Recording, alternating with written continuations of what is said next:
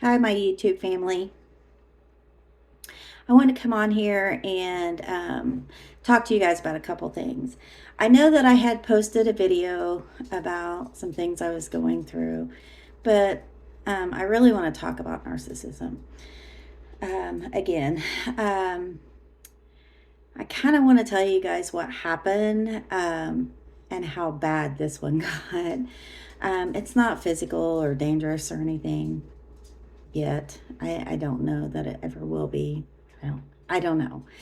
Um, but as I don't know if I said this in the previous video, but my narcissist, um, we've been doing this for 18 years off and on, and that's what you do. You go through the love bombing and the devaluation and then the discard. And I guess what happened with us is I don't know if I'm just a different kind of case, but he is the one that discards me all the time because he always has a new supply. Um, and I guess after 18 years, the patterns. And when there's a new supply in the background, i.e., cheating on me, um, I know the signs. This time I didn't know the signs. I didn't see the signs. This time was very different. He actually told me things that he had never told me before, like, I'm ready to settle down. I love you. And I mean, this time it was pretty intense. So basically, he told me everything I wanted to hear. And he had never really done that before. I was, uh, I don't know, a few years ago,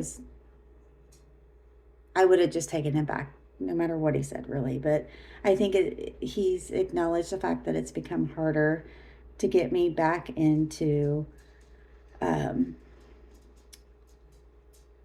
back into the circle of things, because I'm getting stronger and I'm seeing things better. And so anyway, what happened was, so I this time I guess like every other time I believed him, but this time I felt like it was really different. Like he even asked me when my lease was up on my house. He's never done that before. And I asked him, I said, "Well, why did you ask me when my lease was up?" And he said, "Well, cuz I don't want to move in the winter." Okay. Okay. So then I got a little excited. I thought, okay, yeah, this is really different because he has never asked anything like that. Um, he is telling me he wants to be settled, and he's like just laying there telling me I love you. He'll just like randomly just say, I do love you. Okay. And this was all in a matter of just a couple months. And then then I started to notice right around my birthday that he started to change, became kind of distant, which I recognize that as I'm things are changing. I know what's going to happen. I'm going to be discarded. He really wasn't mean to me, like devaluing me or anything. Maybe he was, and I didn't really catch.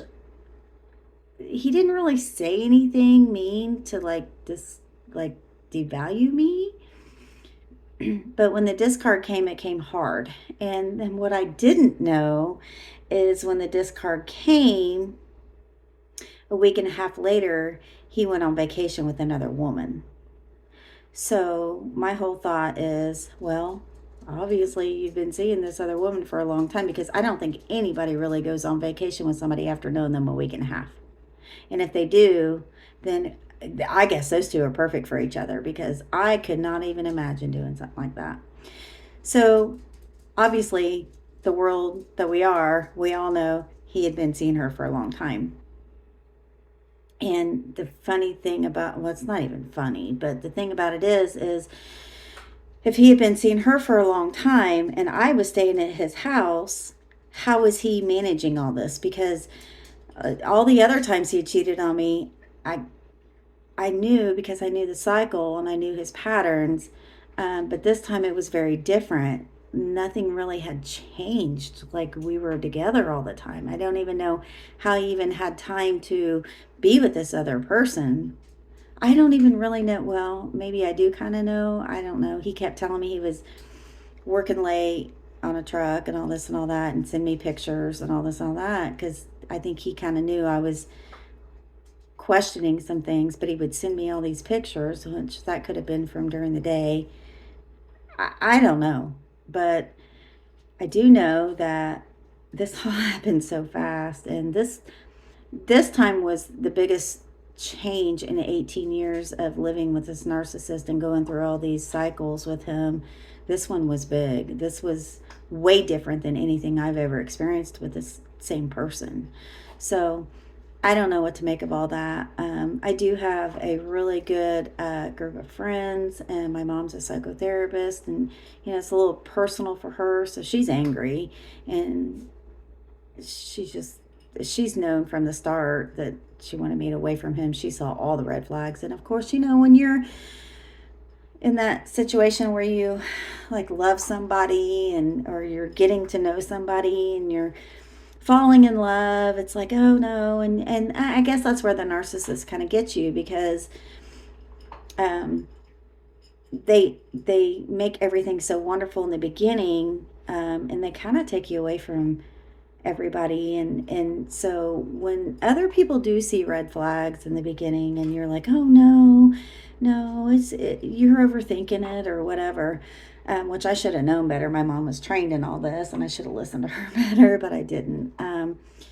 They kind of do like keep you away from people. And I remember, and this is even the most bizarre part of all this is I remember him telling me, I asked him to go to church with me.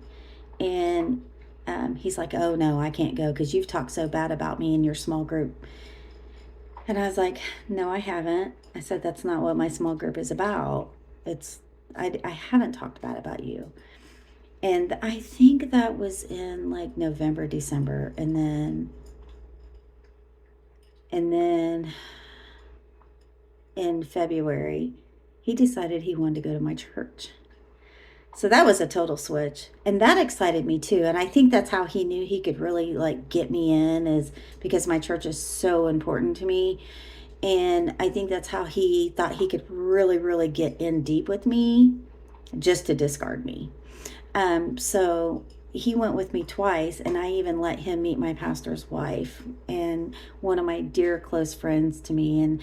And now that I look back and I see some things that I happened even at church, like I had to go to the bathroom after church, and he disappeared. And so I texted him. I said, "Where are you?"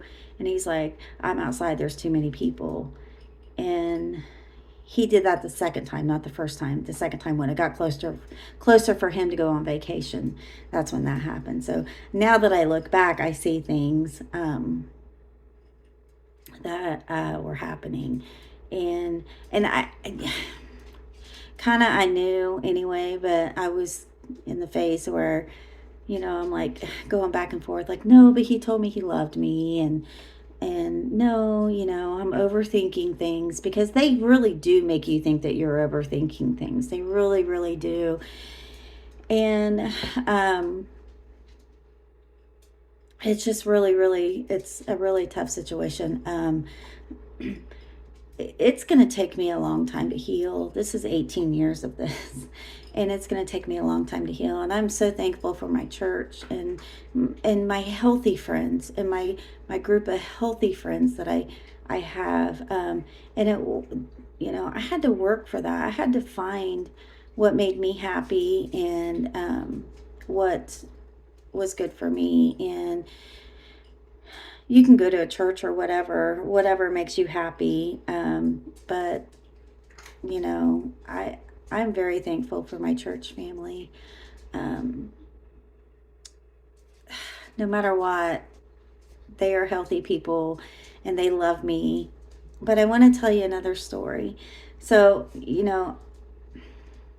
I knew he went on this trip with this woman, and I'm not going to lie to you. It's killed me. It's absolutely killed me because I feel like I was blindsided by this because I had no idea that I had no idea about any of this other woman stuff. You know, the only reason why I even know is because I'm friends with his aunt on Facebook, and she, not maliciously, just posted pictures of family being there. And I saw a picture of him with this girl, and I was like, what? Who is that? Wait, what just happened? Like, what? Wait. Like a week and a half ago, I don't even know what just happened. Like, you can only imagine how blindsided I was. I had no idea. So, um, I'm going to church and everything, and I trying to refocus my life and feel better. And we had a spring carnival at my church, and at first, yeah, I was just so blindsided that I wasn't okay. I just wasn't okay. I'm a hairstylist, and I have to put on a brave face no matter, what's going on. I have to put on a brave face. And I can't really stress my clients out about stuff like this because they're not there for that. They're there to talk about their own situation and not worry about mine. But I will say the majority of my clients that have been with me for the last 13 years have watched this happen. And it's not pretty. They've watched me go through so much you can't even imagine. And uh, I went to work and I was like, I don't even want to go to the carnival tonight. I don't even want to do that. And then I thought to myself, Kelly, that's the enemy. Don't let the enemy do that, okay? You go to that carnival and you just put on that brave face and it's not about you, Kelly. It's about those kids. Those kids are there to have a good time. And it's going to take my focus off what's going on. And that's exactly what happened. But I want to share with you that a lady that I was with, I won't say her name. She was a new lady. I just met her, and it was by God's chance that I was with her. And she was so inspiring to me. And we had 2 hours together, and she said that she's an introvert, so she doesn't talk a whole lot. Well, we ended up talking for the whole 2 hours, but she was kind of sharing her story with me.